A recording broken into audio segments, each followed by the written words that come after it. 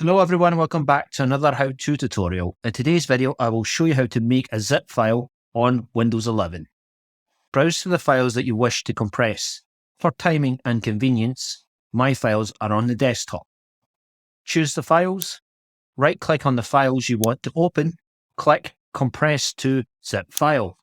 File Explorer will now generate your zip file. If you want, you can give the zip file a unique name. You have been watching a how-to tutorial by Aspiration. If you liked this video, give it a thumbs up and don't forget to click or tap that subscribe button. If you want to receive notifications about every new video, you can also turn on the notification bell by clicking or tapping it. You can also leave a comment down below.